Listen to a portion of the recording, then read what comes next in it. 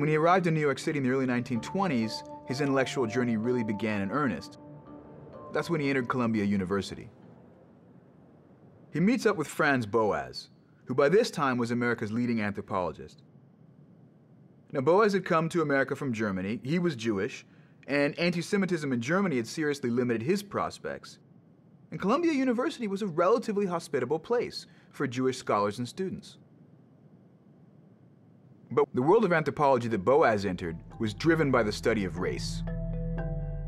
Race in the 19th century is the central concept of anthropology.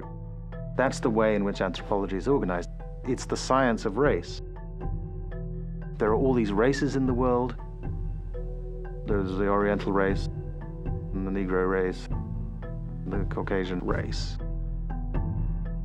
Physical anthropologists spend an enormous amount of time measuring people's body parts, right? They're measuring eyes, nose, lip thickness. They're measuring the height of people's heads, their standing height, their sitting height. And they were convinced that different behaviors and abilities, like intelligence, industriousness, criminality, that these characteristics corresponded to different races. White Protestant culture or white Northern European descent were considered the superior race. So any kind of notion of another race, another culture being different meant, in many people's minds, that that group was inferior.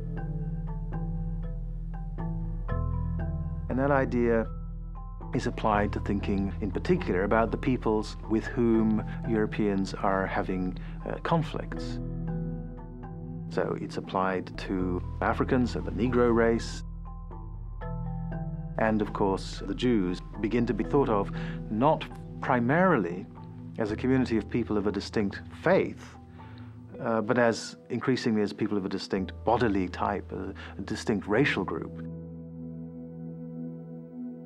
The anthropologist Franz Boas proved scientifically that there were not superior and inferior races. And by doing this, this was a tidal shift in American science. Franz Boas's goal was to undermine the race concept. Herskovits's research was part of that. So this was, all political. It's obvious that for Herskovits, Boas's scholarship has made a difference. Herskovits, as a young man, is very idealistic. And here's Boas, who can both stand for social justice, and he can also be an objective scholar. And I think this is very much what Herskovits wants to combine. The traits that are measured depend upon the characteristics in which the two parental stocks are most different.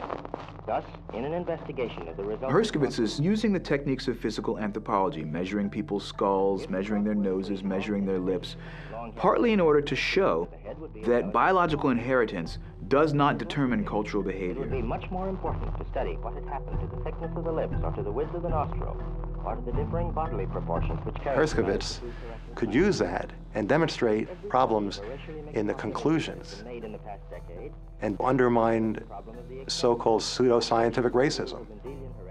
So this was, all political. The development of the idea of race as this organizing way of thinking about human peoples is still extremely pervasive in the ordinary everyday world.